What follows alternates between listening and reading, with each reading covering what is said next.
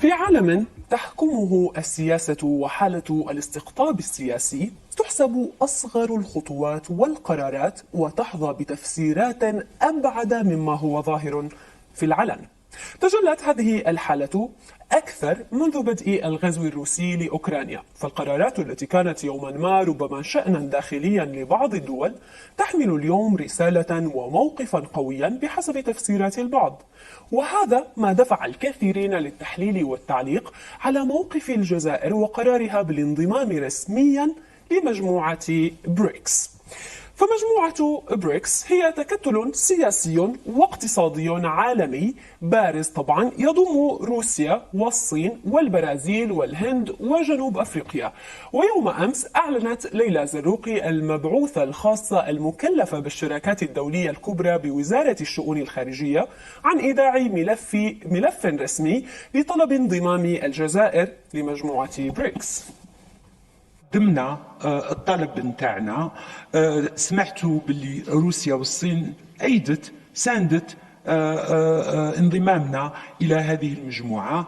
كانت مثلا دول أخرى تكلمنا معها راهم يتناقشوا على شروط وعلى نحن ماذا بينا أننا نكون. لماذا؟ لأن هذه مجموعة قوية. ثانيا ممكن نستفيد من خبراتها، من تكنولوجيا، من الأموال اللي تقدر وزيد بزيادة ما تنسيش بلي عندنا شراكات كبرى مع هذه الدول. الرئيس الجزائري عبد المجيد تبون كان قد تحدث في أواخر يوليو تموز الماضي أيضا عن استعداد الجزائر للانضمام إلى بريكس. هو البريكس باش تكون البريكس فيه يعني لازم شروط اقتصادية وشروط كذا. أظن أنها تتوفر بنسبة كبيرة جدا بالنسبة للجزائر. يهمنا البريكس يا رئيس؟ يهمنا البريكس لأن قوة اقتصادية وقوة سياسية.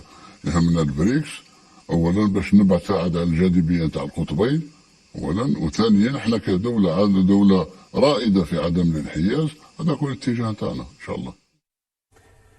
تعليقا على سبب رغبة الجزائر بالانضمام إلى المجموعة، قالت ليلى زروقي إن لدى مجموعة بريكس خبرات وقدرات تكنولوجية ومالية كبيرة. مثلا بنك التنمية الجديد التابع للمجموعة لديه رأس مال يتعدى 100 مليار دولار، ومنذ تأسيسه عام 2014 مول مشاريع ب 32 مليار دولار. طيب، ما أهمية بريكس على خارطة القوة العالمية؟ في الحقيقة يقارن كثيرون مجموعة بريكس بمجموعة الدول السبع أو G7، خاصة من الناحية الاقتصادية والسكانية. طبعا كما ذكرنا تضم مجموعة بريكس كلا من روسيا والصين والهند وجنوب أفريقيا، بينما وبحسب تقارير أيضا فإن الناتج المحلي الإجمالي لهذه المجموعة مجتمعة يبلغ نحو 25 تريليون دولار سنويا، أي أكثر من 31% من الناتج الإجمالي العالمي. أما عدد سكان دول المجموعة فهو نحو 3 مليارات و200 مليون نسمة، أي ما يعادل 40% من عدد سكان العالم. أما مجموعة السبع فتضم هذه الدول: أمريكا، كندا، بريطانيا، ألمانيا، فرنسا، إيطاليا واليابان. والناتج المحلي الإجمالي أو الناتج الإجمالي لمجموعة السبع يشكل نحو 44% من الناتج الإجمالي العالمي.